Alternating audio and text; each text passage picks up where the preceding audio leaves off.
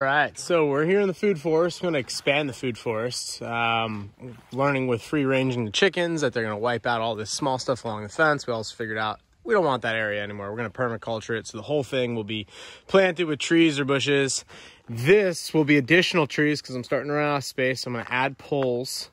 And these are some guava trees, and I've got nothing else over here yet, but I want more space. I want a lot more space. So I'm going to bring it out, additional poles this winter, probably like out here, and then square it out. And then I'm going to actually bring some over that way. Right now it looks like a mess, all nasty. This is going to be an enclosed shack. We're going to do a concrete floor in there, AC unit, kind of a place to keep garden supplies, chicken feed, all that. This is just our trash pile, but I'm going to expand this out. So what I'm going to do right now is go get the weed whacker, start weed whacking this stuff down. But probably if the weather holds on me today, move this stuff out. And I'm going to start bringing in, probably today, tomorrow, bringing in mulch I have on the other side of the property. And I'm going to build it up on top of these knocked down weeds.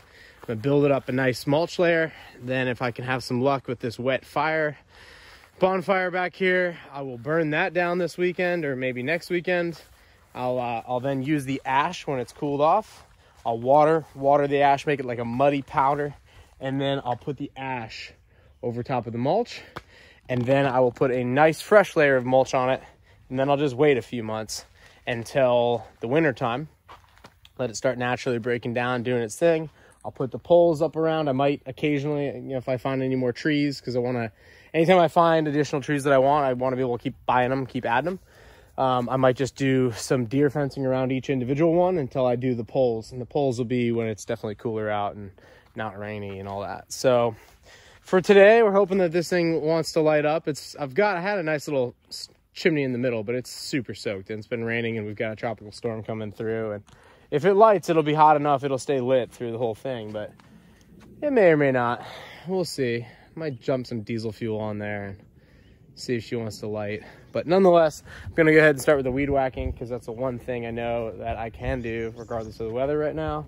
And then I can run the tractor too regardless of the weather today and get that first layer of mulch down, because what we want to do is start creating that soil. We'll start creating that really rich soil that 2, 3, 4 years from now, and this thing's all packed out and it's all breaking down, there's worms and they're doing their thing, and all these trees and plants are thriving, and people come out and they're like, whoa, everything's just crushing out here.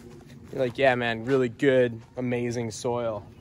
And, good starting layer. So I'm gonna go ahead and start with it. And actually, this is forest floor right here. I forestry mulched this whole area. This is packed with trees. So it's already good right there. So we're just gonna bring it up and get to it. All right, so got this area weed whacked, got a maybe not happy rooster, I don't know. But area's weed whacked. I'm gonna go ahead and start filling it with nice mulch. I've been breaking this stuff down for a little bit and it's not too old. Don't know exactly my dimensions, but weed whacked a little bit excessively. And I've got my first load in here of mulch. Had this for a few months. It's really breaking down nicely. So what I'm gonna go ahead and do is create a layer of this and get a nice little layer, maybe 6 inches to a foot. And then I'm gonna take a layer of ash, probably put in like a inch layer of ash or so. And then I'll put on a fresh layer of mulch, let it sit. And about 4 months from now, I'll start really seriously planting it, maybe 4 or 6 months later on this winter. I do have a couple of these guys, what they call Japanese plum or loquat. I've got 2 of those that I'll place in here strategically and start the process of planting this area out. But I'll let that soil break down really good, build a good base, get worms, get activity happening in there, and we'll just start planting it all out, and it'll be an extension of the food forest. I am going to go pick up additional avocados right now. I'm trying to get like every variety of avocado that I can come across that will expand my season. So basically the first ones I think I have now will like start fruiting in August. I think the last ones will stop in like December. We're down here in Florida. So I'm trying to expand that array so I have like fresh avocados for the longest period of time. But all these annuals are going to be ripped up, and I'm going to expand it with permaculture, add some trees here, and then add more trees here and some smaller plants, and probably expand out blueberries once it's fenced and just keep packing it. But right now we're gonna go ahead and get the soil really nice and rich. You can see that this is a lot of sand in here. This area was forestry mulch 2-3 years ago. So it's rich and it's really good black dirt, but we're gonna go ahead and just start making it like really, really good. And we'll get to it. Finished spreading out this mulch. I'm gonna pull some of it off the fence with a rake.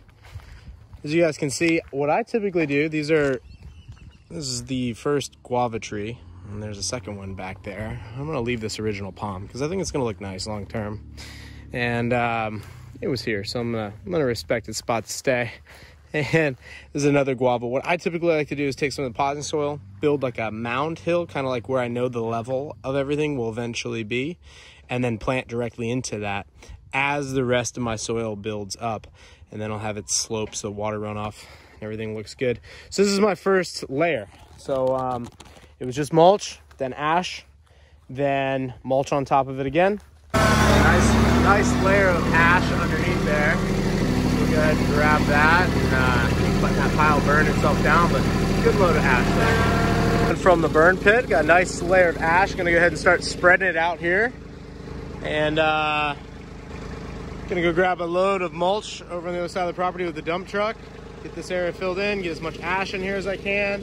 Probably grab a secondary nice load of mulch, and then let it sit for a little bit. And then as weeds kind of hit, as they start to pop up, what I'll do is I'll keep adding mulch on top of it. So I'll let the weeds happen, and then I'll knock them down with a weed whacker, add a load of mulch. It'll be fine for a few months, and then we'll plant it, and then we'll add a fresh layer of mulch on top of that. So basically we're just building layers of soil and just letting it break down. So I'm gonna go ahead and put this out, and then I'm gonna water it all in.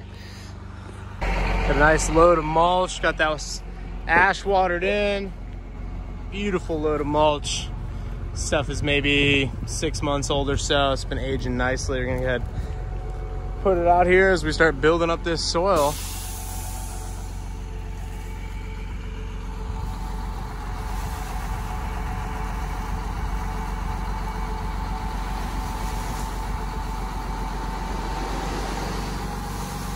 Beautiful, beautiful. Layer to it, and in a month and a half or so, I'll start planting my very first trees in here, and I'll take a mound of potting soil, put it there, plant the tree in that mound, and then mulch up to it. And then as I start to pack it and it gets more and more dense over time, this stuff that I'm standing on now will start to break down. And by the time it gets planted in a year and a half, it'll probably take 2 years to be fully packed. That stuff will just be broken down and looking really, really good. So I'm gonna go ahead and clean up the tractor, which is all nasty and dirty and ashy, and rake this up and let it sit. That's it. It's really just, it's a time game. If I was in a rush, I would have brought in compost or more topsoil and put it on out.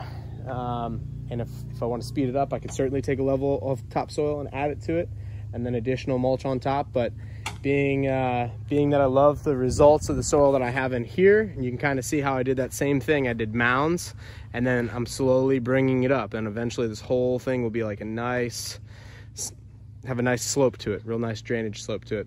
I'm still bringing the whole area up. I'm actually going to put some potting soil and topsoil right there because I'm going to add another tree there. So head to the store shortly and go pick that up. So no right or wrong answer when you're building soil for your food forest. Just start the process. I know that I still have to fence this area. I don't even have the plants yet for this. Got some really small stuff in seed form really right now, like 1 gallon stuff, 3 gallon stuff.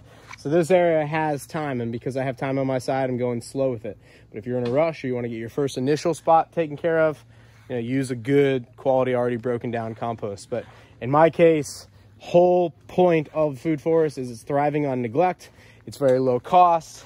You're using time and nature and worms and microbial activity to help break everything down. And so you're really just forming nature to be in a good sync and a good balance.